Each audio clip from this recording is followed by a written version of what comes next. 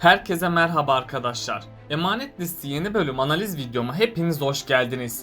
Dizimizi daha rahat izleyebilmeniz için birçok altyazı dili seçeneği eklemiş bulunmaktayım. İstediğiniz altyazıyı videonun sağ altındaki ayarlar kısmından ulaşabilirsiniz. Lafı daha fazla uzatmadan dizimize geçelim. Seher'in Kiraz gibi diziden çıkmasını istemiyorsanız, Seher ve Yaman'ın güzel zamanları hemen gelsin diyorsanız beğeni tuşuna basalım ve kaç kişi olduğumuzu görelim. Ali hayatına yeni bir sayfa açacak mı? Seher ve Yaman'ın bir bebekleri olacak mı? Seher, Yaman'ın geçmişini ona unutturacak mı? Ali ve Yaman'ın kardeş olduğu gerçeği kim tarafından ortaya çıkacak? İşte bütün sorularınıza cevap vereceğim arkadaşlar. Bu videoyu sonuna kadar izlemenizi tavsiye ederim. Emanet Listi'nin yeni bölümünde Seher bir süreliğine daha Yaman'ı affedemeyecek. Çünkü Yaman ona yaptıklarını hala unutamadı. Yaman'ın özrü Seher'in kırık kalbini bir nevi düzeltecek ama tam etkili olamayacak.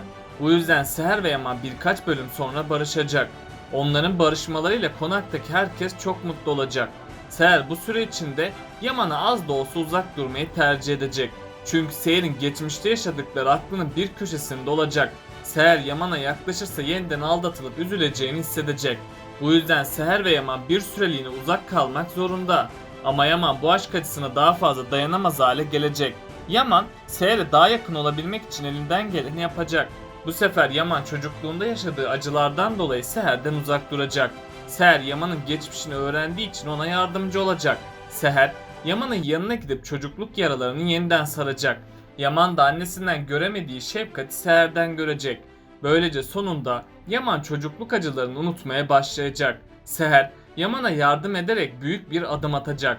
Çünkü Seher, Yaman'ı tedavi etmeseydi gelecekteki ilişkileri zarar görecekti. Yaman yine ufak bir sorunda annesini hatırlayacaktı. Bunun sonucunda Yaman yine Seher'i suçlayacaktı. Seher de bu üzüntüyü kaldıramayıp ondan ayrılmak zorunda kalacaktı. Yani Seher, Yaman'ı değil kendi ilişkilerinin temelini baştan inşa etti. Önümüzdeki bölümlerde Yaman, Seher'le çok güzel günler geçirecek. Seher de Yaman'a yeniden kavuştuğu için çok mutlu olacak. Bu sevindirici haber üzerine güzel bir haber daha gelecek. Sosyal hizmetler Yusuf hakkındaki kararını açıklayacak. Sosyal hizmetler Yusuf'u Yaman ve Seher'e verecek. Seher ve Yaman da bu haberiyle çok sevinecek. Çünkü artık Yusuf'u kimse onlardan alamayacak. Yusuf da bir daha çocuk esirgeme kurumuna gitmeyecek. Bu haber ile yarım kalan aşklar yeniden tamamlanacak. Böylece sonunda tüm aile mutlu olacak. İkbal ise Yaman ve Seher'in barışmasıyla çok öfkelenecek.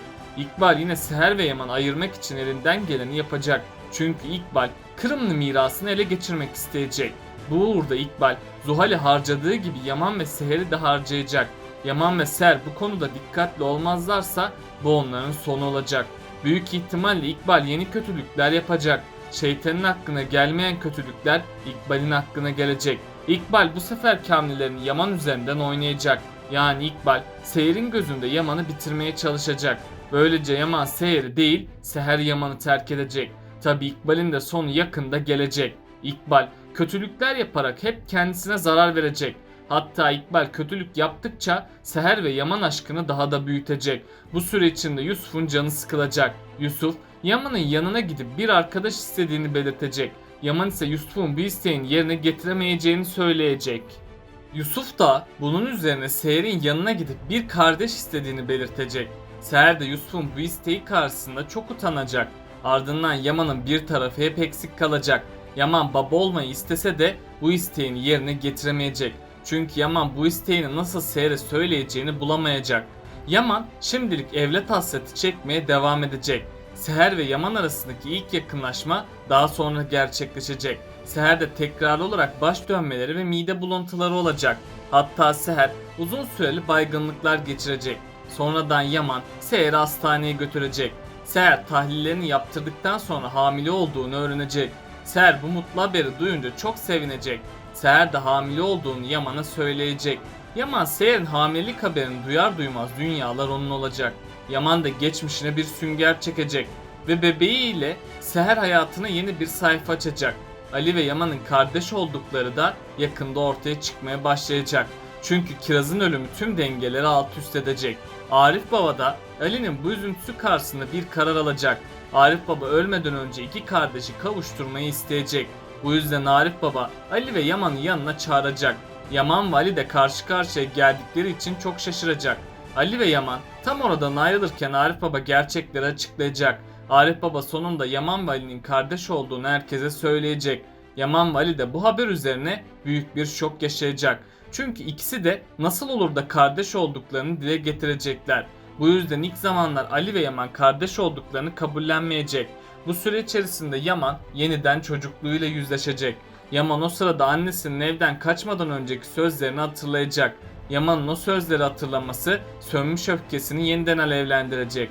Bunun sonucunda da Yaman Ali'ye düşman olacak. Yaman babasının ve kardeşlerinin acısını Ali'den çıkarmak isteyecek. Bunun üzerine Yaman ve Ali arasında çetin bir savaş başlayacak. Eğer birisi Ali ve Yaman'a dur demezse herkes bu savaştan zarar görecek. Büyük ihtimalle Yaman Ali'ye büyük bir tuzak kuracak. Yaman Ali'nin polislikten atılmasını amaçlayacak. Ama Yaman'ın yaptığı tüm planlar onun Ali'yi kabullenmesine yardım edecek.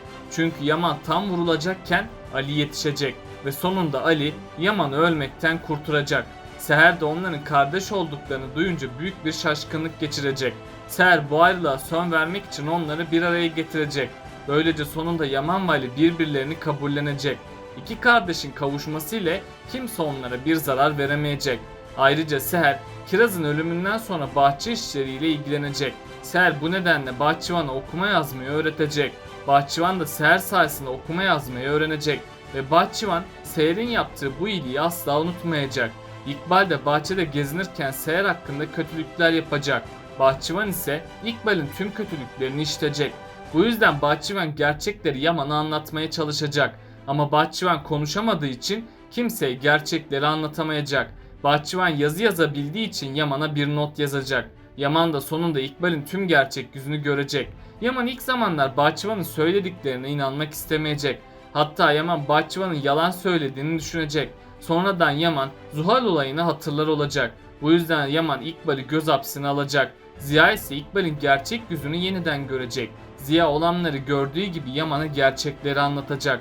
Yaman da sonunda İkbal'in bir katil olduğunu fark edecek. İkbal ilk başlarda Yaman'a suçsuz olduğunu söyleyecek. Ama Yaman asla İkbal'e güvenmeyecek. Yaman, Zuhal gibi İkbal'in de kolundan tutup onu konaktan kovacak. Hatta Yaman bununla da yetinmeyip İkbal'i polislere teslim edecek.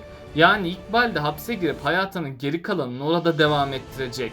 Ziya'nın hayatı da artık düzene girecek. Çünkü İkbal'in Ziya'nın hayatından çıkması olumlu gelişmelere neden olacak. İkbal Ziya'nın hayatındayken Ziya sürekli sorunlarla ve hastalıkla boğuşmaktaydı. Tabi Ziya İkbal'i sevdiği için ilk zamanlar çok üzülecek.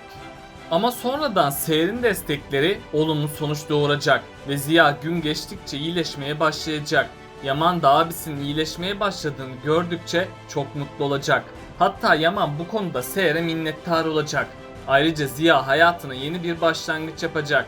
Ziya artık dışarıya çıkmaya ve insanlarla zaman geçirmeye başlayacak. Hatta Ziya'nın hayatına yeni birisi dahil olacak ve Ziya bu kişiyle evlenip çok mutlu olacak. Kiraz'ın ölümüyle herkes alt üst olacak. Özellikle de Ali bu ölüme dayanamayacak. Hatta Ali bu ölümden kendisini sorumlu görecek. Çünkü Ali kendisi yüzünden Kiraz'ın öldüğünü düşünecek.